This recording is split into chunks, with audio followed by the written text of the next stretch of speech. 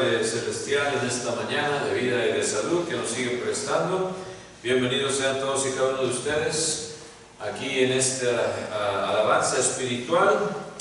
También aquellos que quizás se sigan sintonizando vía Facebook Live, le damos la bienvenida y esperando que puedan seguirlo haciendo y que Dios les siga prestando esa grandiosa oportunidad de seguir meditando en su santa palabra. Y vamos a continuar en esta mañana con un tema titulado El fuego encendido, the fire that has already started.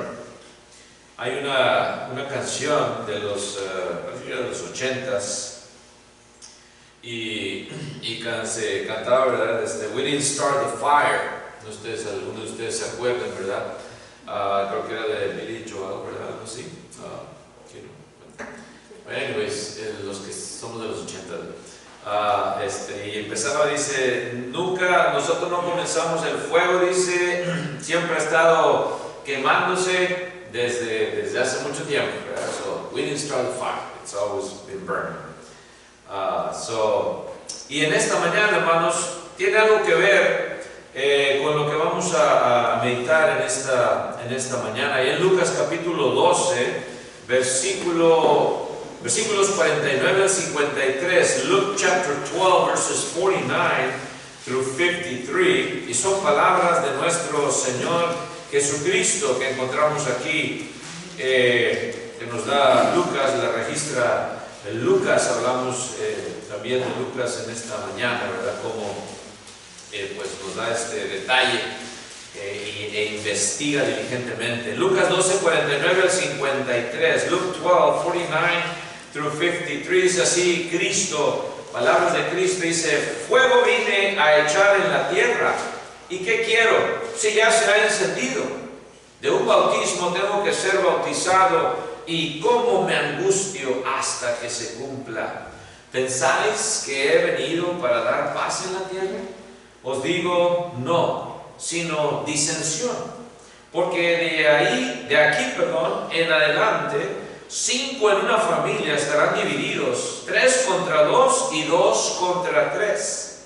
Estará dividido el padre contra el hijo y el hijo contra el padre, la madre contra la hija y la hija contra la madre, la suegra contra su nuera y la nuera contra su suegra. Y cuando leemos estas palabras, a veces no las entendemos en el sentido que Cristo las está diciendo, y muchos se confunden y por eso dice, la Biblia está llena de contradicciones, de paradojas. Pero vamos a meditar en ello, hermanos. ¿Qué quiso decir Cristo cuando menciona estas palabras, en específico ese fuego? El fuego encendido será el tema de hoy en esta mañana. Pero antes de proseguir, vamos a ir a Dios en oración para implorar de su asistencia. Oremos. Padre nuestro que estás en los cielos, santificado sea tu santísimo nombre, Señor. Gracias te damos hoy, Señor, por habernos permitido estar aquí reunidos como iglesia tuya para alabarte y glorificarte de la manera que a ti te agrada, Señor, esperando que todo lo que hagamos hoy en este día sea de tu total agrado, Señor. Pedimos también, Señor, que sigas estando con cada uno de nosotros aquí presentes y una vez más dándote las gracias por lo bueno que sigue siendo, lo bueno que ha sido siempre, Señor, y que no nos remuneras de acuerdo a lo que hacemos, sino de acuerdo a tu gracia infinita y tu misericordia, Señor. En esta mañana pedimos por todos los hermanos que no están aquí presentes, donde quiera que estén, ya sea por enfermedad o por estar fuera de la ciudad. Señor, tú sabes dónde estén, ayúdales, Señor, y cuídales donde quiera que vayan y que puedan regresarse si están fuera de la ciudad con bienestar aquí a sus hogares. Recupérales si es que están enfermos también y dales el alivio que tanto necesitan, pero más que todo, Señor, en lo físico, pedimos por la salud espiritual de todos y cada uno de nosotros, que nos sigas dando esas fuerzas, ese deseo de seguir adelante en este buen camino, esta buena batalla de la fe, Señor, y que así nos mantengas hasta el día en que tu Hijo venga por su iglesia. Sé con nuestros líderes también y dale sabiduría, en especial a nuestro presidente, para que haga decisiones sabias que ayuden también y promuevan, Señor, esta libertad que tenemos de alabarte en espíritu y en verdad. No nos dejes de tu mano y sé con todos los santos alrededor del mundo, Señor, que sufren persecución y que son muertos también, Señor, por la causa del Evangelio. Dales a sus familiares ese consuelo, sabiendo que somos más que vencedores, Señor, y si perdemos la vida por tu Evangelio, Señor, tenemos ganada la salvación de nuestras almas.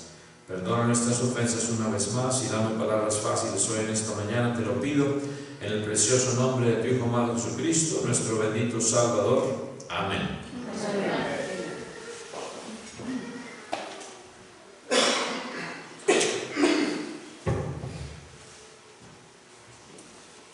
Como dicen muchos, la Biblia está llena de contradicciones. Alguna vez he escuchado esta acusación y sobre todo en pasajes como en el que acabamos de leer, hermanos y amigos. Y la paz será siempre lo opuesto a la guerra, al conflicto o a las divisiones. Esto significa que preferimos estar en paz con nuestro vecino en lugar de pelear por una disputa, ya sea por la cerca. Como cristianos estoy hablando, ¿verdad? Preferimos estar en paz con un compañero de trabajo antes que lidiar con su carácter. Preferimos estar en paz con nuestro compañero de clases antes que dejar que nos intimide. Quizás nuestros jovencitos están pasando por ello en sus escuelas. Pero es interesante que en el mundo Jesús haya sido conocido como el gran pacificador. Y Él ha sido un modelo de humildad, incluso frente al odio y la violencia. Lo vemos en su vida, en sus pocos años que estuvo aquí en la tierra. Escasos 33 años, imagínense. ¿Acaso no fue la paz el coro que los ángeles también entonaron cuando Jesús nació allá en Lucas capítulo 2, versículo 14, en the book of Luke chapter 2, verse 14? Dice así la palabra de Dios, Lucas 2, 14. Gloria a Dios en las alturas y en la tierra paz, buena voluntad para con los hombres, porque había nacido hoy en esa ciudad de David el Salvador de este mundo. Pero aún más, ¿no fue la paz uno de los atributos que lo hacían igual a Dios?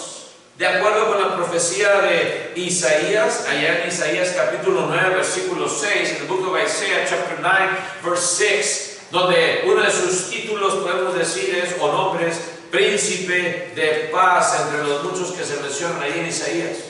Príncipe de paz, Prince of Peace. Sin embargo, en el presente pasaje, Jesús parece echar agua fría sobre nuestras alegrías y aspiraciones de paz, porque categóricamente dice que no vine a traer paz a la tierra, sino que vino a traer fuego a la tierra. En otra parte ha dicho que ha venido para traer también espada, ahí en Mateo capítulo 10, versículo 34, en the book of Matthew chapter 10, verse 34. Fíjense lo que dice la palabra de Dios. Mateo 10, 34, dice así la palabra de Dios: no penséis que he venido para traer paz a la tierra. No he venido para traer paz, sino espada. Y habla de las relaciones entre la familia también. Especialmente está hablando, claro, cuando unos son cristianos y los demás no son. Y quizás la mayoría de nosotros lo hemos experimentado. Yo tengo familiares no cristianos. Yo creo que todos podríamos levantar la mano de yo también, hermano. Qué bonito sería que todas nuestras familias de ambos lados, todos fueran, ¿verdad?, de la iglesia del Señor. Pero no es así. Y por eso vino Cristo a hablarnos de esto, ¿verdad? Vino a traer espada, dice. De esta manera será muy interesante entonces saber cómo el príncipe de paz también vino a echar fuego entre nosotros, causando división. Y es por eso que el tema titulado hoy es el fuego encendido. He aquí una metáfora del fuego que tiene el propósito de hacernos pensar sobre la naturaleza del reino de Cristo y el costo de seguirle. Cuesta mucho. Veamos pues cómo el fuego de Jesús puede ser, sin embargo, una fuente de purificación de los pecados, pero también cómo puede provocar división y conflicto entre sus seguidores, o sea, nosotros. El hermano Eligio preguntaba, ¿por qué somos cristianos? ¿O por qué creemos que somos cristianos? Seguidores de Cristo. ¿De qué se trata este fuego de Jesús? ¿De qué se trata? Vamos a meditar en ello, hermanos y amigos, en esta mañana. Número uno, Jesús vino a encender un fuego en la tierra. Nos lo dice aquí claramente. Y la naturaleza de ese fuego encendido que leíamos ahí en el versículo 49 de Lucas 12, Luke 12:49, regresando ahí, nos dice esta naturaleza, ¿verdad? Dice, fuego viene a echar en la tierra, y ¿qué quiero si ya se ha encendido? He aquí una paradoja del carácter de Jesús. Para entenderla debemos profundizar en el contexto y en el significado de sus palabras. Jesús no está negando el valor supremo de la paz, sino que nos advierte que el Evangelio, al confrontar el pecado y la injusticia, inevitablemente va a provocar conflictos. Inevitablemente. Si ahorita no ha tenido usted un conflicto por ser cristiano, bueno, amén, pero lo va a tener, garantizado. Especialmente con sus familiares que no son cristianos. El fuego que Jesús vino a encender es el fuego de la verdad y la transformación radical.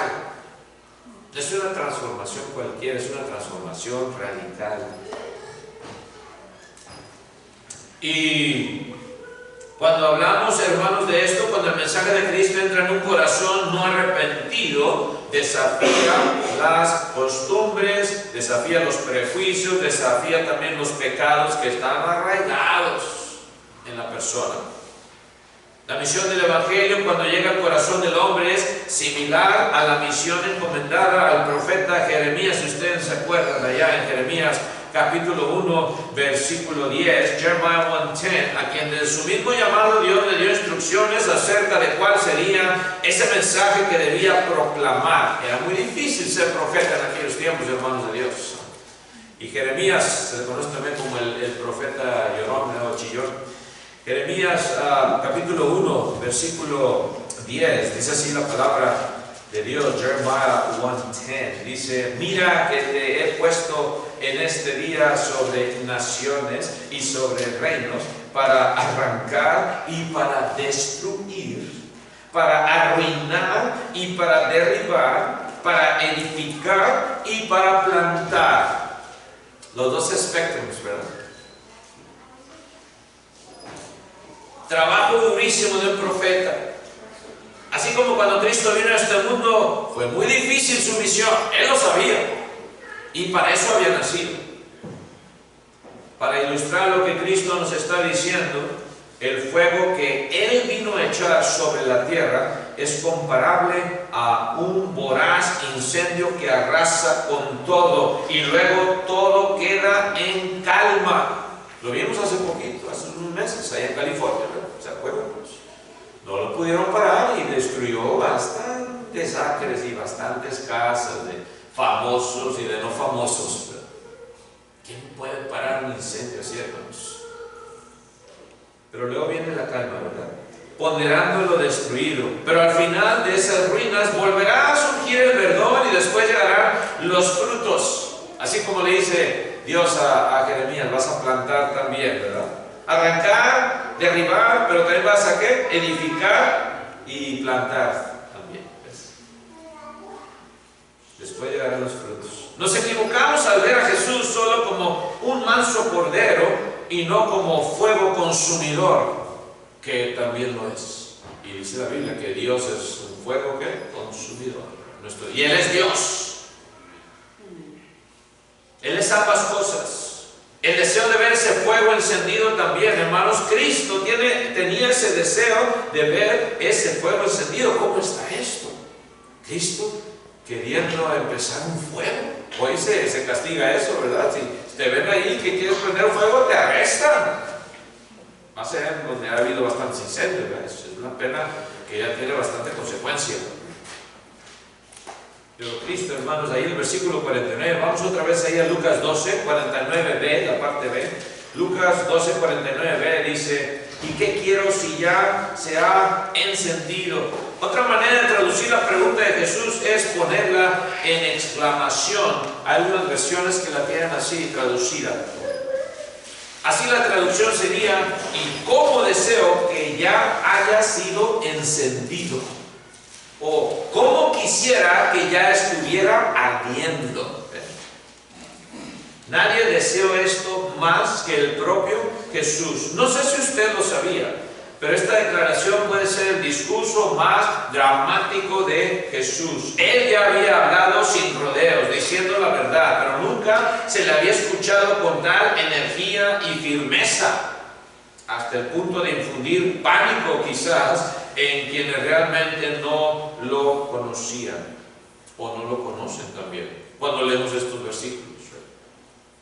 Así este texto nos declara. ¿Por qué habló de esta manera? ¿Por qué habló de esta manera el Hijo de Dios? Porque el Evangelio, si usted se pone a pensar, nos ponemos a pensar, amigo, amiga, hermano, hermana, es un fuego encendido. El Evangelio vino para quemar el orden de maldad imperante en su tiempo. Era necesario.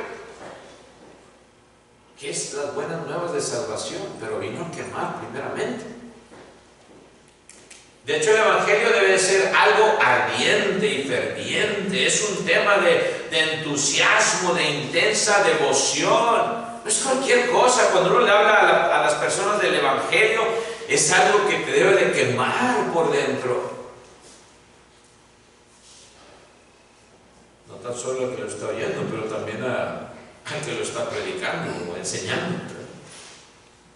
Es un tema de entusiasmo, de intensa devoción, como decía, un asunto que sacude y conmueve las almas. Así como nos acordamos de los caminantes que iban el camino de Emaús, ¿se acuerdan? Iban dos caminando ahí.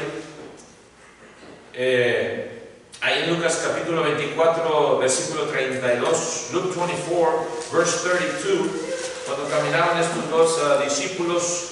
No sabemos exactamente quiénes fueron, ¿verdad? Pero dice en Lucas 22, 32, ya después de que Cristo también se les junta y habla con ellos, ¿verdad? No sabían que era Cristo, lo invitan a posar, entra, come con ellos, y acuérdense que Cristo había resucitado.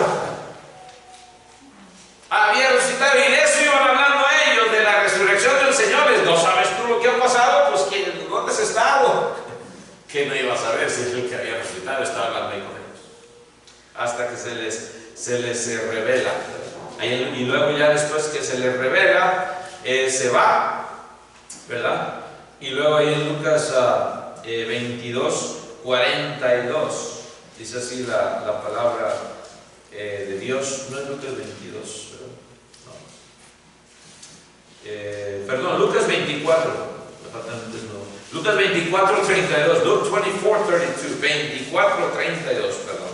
24, 32 dice la palabra de Dios: después de que Cristo se desapareció de su vista, dice, y se decían el uno al otro: ¿no ardía nuestro corazón en nosotros mientras nos hablaba en el camino y cuando nos abrían las Escrituras? Eso es lo que hace el Evangelio. Y cuando se te predica la verdad, sientes ese fuego, ese ardor en ti. Es la espada de dos filos que está penetrando y está hasta lo más profundo de ti, ¿verdad? Las coyunturas, diciendo, dice, los pensamientos, ¿verdad? Y cómo les iba a ver cuando Cristo hablaba, ¿verdad? Esa palabra de verdad. No decíamos nosotros, dice, ardía nuestro ¿qué? Nuestro corazón en nosotros mientras nos hablaba en el camino y cuando nos abría las Escrituras. Hoy día también nosotros asistimos, pero a veces, hermanos, cuando venimos a alabar a Dios, se convierte quizás a veces en un evangelio nada más ceremonial.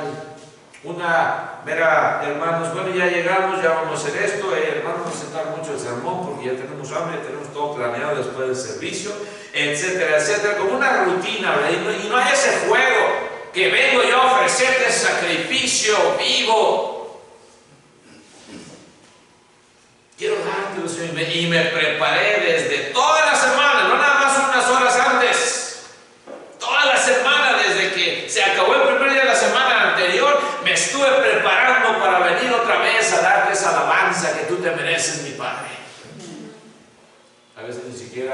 nos preparamos en lo más mínimo. Y no hay ese fuego del Evangelio.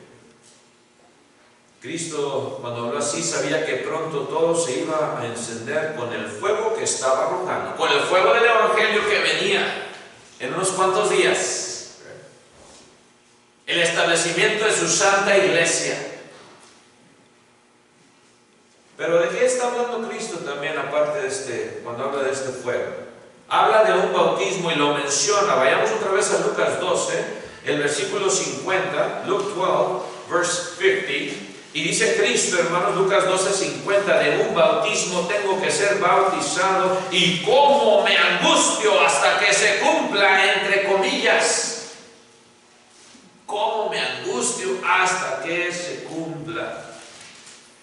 El bautismo de Jesús es un fuego encendido del cual Él está hablando. La metáfora del bautismo aquí en el versículo 50 se refiere a cómo la venida de Cristo le afectó a Él personalmente. Jesús ya se había bautizado, no estaba hablando de ese bautismo por el cual había pasado con Juan, ¿verdad?, el Bautista, que lo hizo no por el perdón de pecados como todos nosotros lo hacemos. ¿Pero para qué? Cumplir toda justicia. No está hablando de ese bautismo, hermanos. Entonces, ¿a qué se refiere este otro bautismo? Este es el bautismo de la copa. ¿Cómo está eso, hermano? Mencionado ahí en Lucas 22, cuando ora en Getsemaní. Cuando Él está, hermano, su sudor dice que eran como gotas de sangre que caían al suelo. Y cuando dice en Lucas 22:42, Luke 22:42, y habla al Padre y le dice: Padre, si es tu voluntad, aparta de mí esta copa.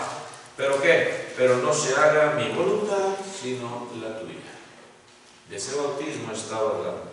Jesús alude al sufrimiento que va a enfrentar, determinado por la ira de Dios derramada sobre Él como sustituto sacrificial para quitar nuestro pecado. Sí, la ira de Dios sobre Él, porque puso sobre Él el pecado de toda la humanidad y tuvo que voltear su cara porque era horroroso. Era abominación ante Dios. Cargar todo ese pecado, toda esa suciedad del mundo por la cual Cristo tuvo que pagar por ti y por mí.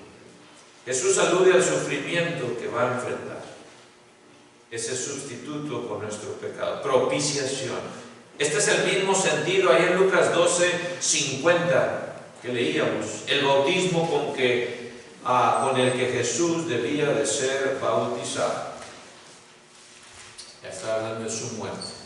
Los apóstoles dijeron: sí podemos, ¿verdad?, beber de ese bautismo. Y Cristo dice que no saben lo que están diciendo.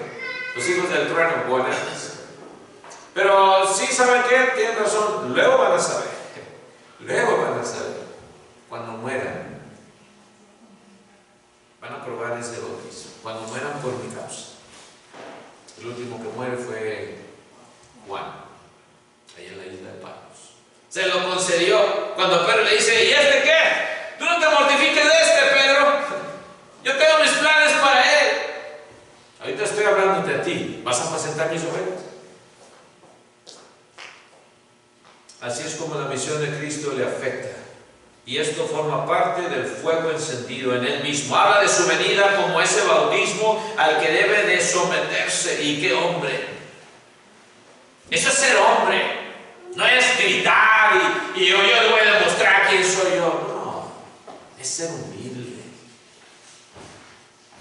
Es aguantarte. Hablamos del amor, ¿verdad?, hace unas semanas. Y Cristo lo hizo, hermanos. Es que cuando te abofetean, tú te callas, ¿ves? Y cuando te dan de golpes y de palos en la cabeza, tú no dices nada, no abres tu boca. Y Él sabía que ese fuego iba a venir. Y por eso dice: ¿cómo me angustio hasta que no se cumpla? Habla de su venida como ese bautismo al que debía someterse, a esa inmersión de sí mismo en el sufrimiento y la muerte, porque el bautismo es una inmersión. Él se sometió también Se sumergió en ese sufrimiento y la muerte.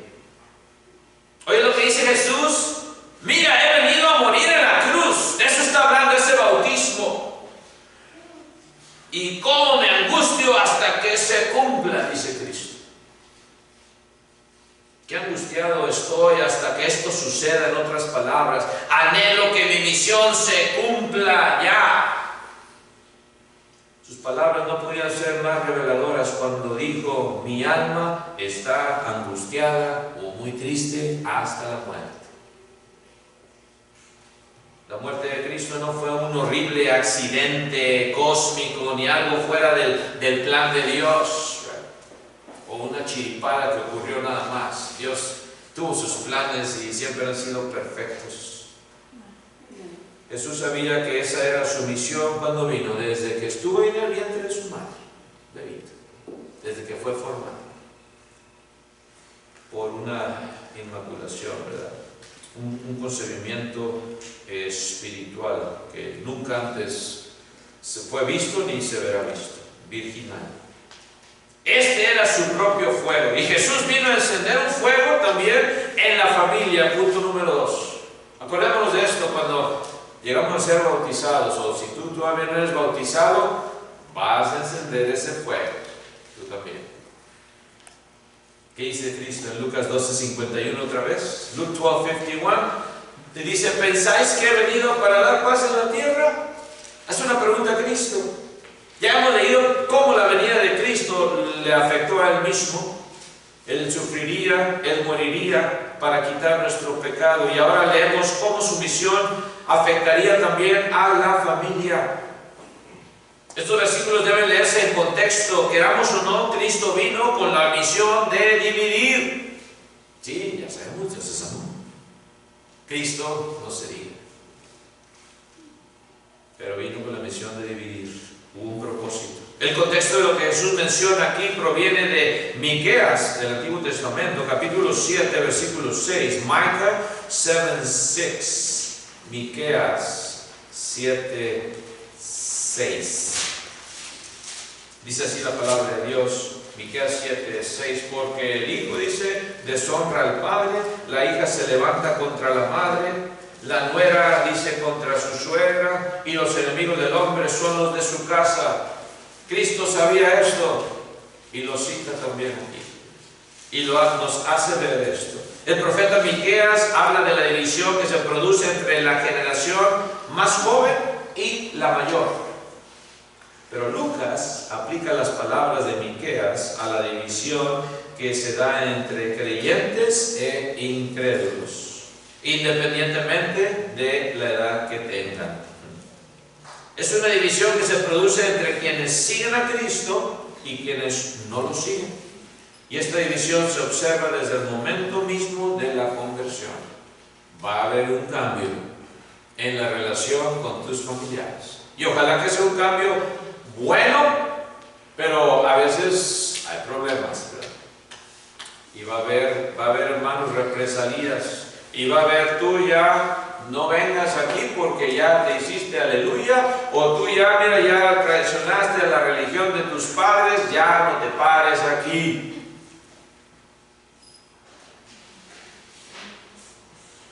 Revise usted mismo su conversión, los que ya hemos sido bautizados al Señor, nuestra conversión al Señor, y nos daremos cuenta cómo a lo mejor nuestra fe en el Señor ha creado una división, incluso en ese ambiente, entre comillas, religioso. Todos lo hemos experimentado. Me acuerdo, siempre les recuerdo, iba a visitar allá a mis parientes de Jalapa, en Veracruz, y me invitaban los hermanos a predicar, y invitaba yo a mis primos, a mis primas, etcétera, etcétera. Y no iba. Pero pues, bueno, uno les hace la invitación, ¿no? Mira, te invitamos. No. Entonces, te apreciamos, primo, pero en eso no. Nosotros somos de nuestra religión y tú de la tuya, y pues, ok, no hay problema. Si se siente uno, ¿verdad? Ay, ojalá quisiera uno que también vieran ellos y entendieran lo que Dios quiere para con ellos, ¿verdad? Pero así es, hermanos. Cristo lo sabía, que iba a causar división. ¿Sabía usted que la división y hasta el rechazo a muerte se da si alguien cambia de religión, y ha sucedido. Ha sucedido. Y más en otros países que son más tremendos, ¿verdad? Ya hemos dado muchos ejemplos, hermanos, que causan la muerte. Estas divisiones no han sido raras porque al principio ni los mismos hermanos de Jesús, ¿se acuerdan?, creían en Él. Cristo mismo lo padece, ahí en Juan capítulo 7, versículo 5. Cristo no fue la excepción tampoco, ni aún sus hermanos creían en Él. Podemos incluir también a las hermanas, aunque no me dice hermanos, ¿verdad? Porque tuvo hermanas Cristo también. De perdidos. Juan capítulo 7, versículo 5, John 7:5, cuando le dicen a Cristo, ¿sabes qué? Vete a hacer milagritos allá a otro lugar, pero aquí no. Aquí no. Dice Juan 7:5, dice, porque ni aún sus hermanos creían en Él. Sal de aquí, vete a Judea, dice el versículo 3, le dice a sus hermanos, get out of here. O sea, no nos pongas gordos aquí. Vete a otras partes donde no te conozcan. Vete a Judea para que también tus discípulos vean las obras que haces. Wow. Después sabemos, claro, que dos de sus hermanos cambiaron, ¿verdad? Y a lo mejor la mayoría de ellos. Y las hermanas también. Pero dos llegaron a ser pilares de la iglesia. Santiago, James, Santiago y su otro hermano también, y Judas. Ven ustedes, sin embargo, que al principio dicen, y aún sus hermanos creían en Él. Imagínense la familia de Cristo dividida. No te sorprendas si tu familia también va a tener alguna división porque tú te conviertes. Sería también una división permanente cuando Cristo habla de ello. Fíjense, en Lucas 12, versículos 52 al 53, Luke 12, 52 and 53. Y está hablando ya, claro, de la escatología del fin del mundo también, y cuando Cristo venga, ¿verdad? El 52 y 53 dice, porque de aquí en adelante, de aquí en adelante, from now on, 5 en una familia estarán divididos, 3 contra 2 y 2 contra 3. Estará dividido el padre contra el hijo y el hijo contra el padre. Y póngase a contar cuántas personas están envueltas aquí, porque va a ser una pregunta ahorita de cuántos están envueltos, ¿verdad? Estará dividido el padre contra el hijo contra el padre, la madre contra la hija, y la hija contra la madre, la suegra contra su nuera, y la nuera contra su suegra. Esta es la idea de la frase, porque de aquí en adelante. Jesús parece estar diciendo que ese fuego echado en la familia siempre estará presente. De alguna manera, fíjense, de alguna manera. Jesús sabe de esa división y la enumera. Y leemos que 5 miembros en una familia, dice al principio, ¿verdad? 5. Y luego en el versículo 53 se clasifican padre, hijo, madre, hija, suegra y nuera. ¡Ah, caray! Le falló las matemáticas Cristo, ¿verdad? 6. ¿Cómo? Dice el brother Roger. ¿Cómo no? Que le falle Cristo las matemáticas. Bueno, sí, tiene razón, son 6, pero recuerda que la suegra también es la madre del hijo que tiene esposa. Ahí está. O sea, es la misma persona. No es que sea un gran problema, pero la Biblia es muy precisa. Es muy precisa. El punto es que habrá división en la familia, y a veces esa división puede ser tan grave que incluso puede llevar a la muerte. Ya lo vimos desde el principio. Estamos dando unas películas, ¿verdad? En la casa, y hablamos de cómo Caín mata a su hermano. El principio, un hermano matando a otro hermano, ¿verdad? Todo por el enojo, la envidia. Escucha las palabras de nuestro Señor, son palabras algo aterradoras si las piensas. En Mateo 10, 21 al 23, fíjense lo que nos dice en Mateo. Jesús nos está diciendo, Mateo 10, 21 al 23, Matthew 10, 21 through 23, dice, el hermano entregará a la muerte al hermano, y el padre al hijo, y los hijos se levantarán contra los padres y los harán morir. Y seréis aborrecidos de todos por causa de ¿qué? De mi nombre. Pero más el que persevere hasta el fin, he who perseveres until the end, este será ¿qué? Será salvo. Cuando os persigan en esta ciudad, dice, huid a la otra, porque de cierto os digo que no acabaréis de recorrer todas las ciudades de Israel antes que venga el Hijo del Hombre. Algo bastante serio. Sucede en el mundo, siempre ha sucedido. Si te has librado de eso, es una bendición, como les decía. Si hasta ahorita no has tenido problemas y eres bautizado y no tienes problemas con tus familiares, amén. O a lo mejor no estás haciendo tu trabajo de predicarles el Evangelio de Salvación, puede ser la otra, también el otro problema, pero te va a llegar, ten la seguridad, porque Cristo ya lo dijo: vine a traer una espada. Y esa espada no solo corta la eternidad, sino que también penetra el tiempo. Pedro le dijo a Jesús, ¿se acuerdan también cuando Cristo le está hablando de cómo habrían de sufrir y todo esto? En Mateo 19, 27 al 30, Matthew 19, 27 through 30, luego dice, le responde Pedro y le dice, he aquí nosotros lo hemos dejado todo y te hemos seguido, ¿qué pues tendremos? ¿Y qué le responde Cristo a Pedro? Jesús les dijo, dice, no nada más a Pedro, sino también a los otros apóstoles, de cierto os digo que en la regeneración, cuando el Hijo del Hombre se siente en el trono de su gloria, vosotros que me habéis seguido también os sentaréis sobre 12 tronos para juzgar a las 12 tribus de Israel. Y cualquiera que haya dejado casa, su hermano, su hermana, su padre o madre o mujer, o hijos o tierras por mi nombre, recibirá 100 veces más y heredará la vida eterna. No te mortifiques, Pedro. Si has dejado casas, hermanos, tíos, tías, abuelito, por mi nombre, vas a recibir más. Aquí en esta tierra 100 veces más. Tengo que empezar a contar cuántas veces era. 100 veces más, Señor, faltan 98 todavía. La vida eterna es lo que nos interesa. Pero muchos primeros también dice que serán postreros y postreros primeros. Cuando estés mortificado, yo he dejado todo y mira cómo me ha tratado mi familia, mira cómo me ha ido, hermano, hermana. Mira todo lo que he padecido. No te mortifiques. Tienes la vida eterna esperándote. Y aquí en este mundo Dios te va a bendecir, pero hay que ponerlo en primer lugar, dice Mateo 6:33. Mas buscar primeramente el reino de Dios y su justicia, y todas estas cosas os serán añadidas.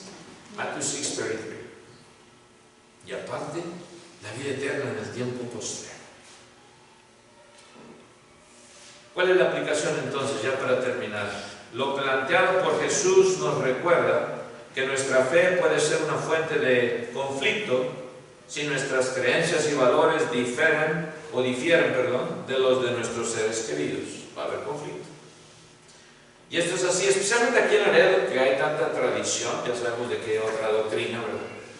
De todos, la mayoría venimos de allí. Y es un conflicto.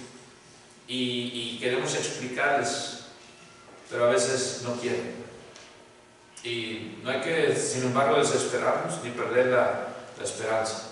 Seguir adelante, insistiendo, pero sí va a haber esos conflictos. Nuestra relación, sin embargo, con Dios, con Cristo, debe estar siempre en primer lugar. ¿Te has dado cuenta de cómo a veces aquellos seres tan cercanos a tu corazón son los primeros en ser piedra de tropiezo para seguir al Señor? Y cómo a veces nos jalan otra vez a nuestra vida anterior. Cuidado también con ello. No te dejes llevar, no te dejes jalar por ningún familiar que quizás no quiera aceptar al Señor. He aquí la otra visión de la venida de Cristo, allá en Juan 10:10, John 10:10. El mismo que afirmó estas palabras de Juan 10:10, yo he venido para que tengan, ¿qué dice? Vida y la tengan en abundancia. Amén. Sí, claro, encendió un fuego, pero ese fuego era necesario ser encendido para que viniésemos al entendimiento de la palabra de Dios.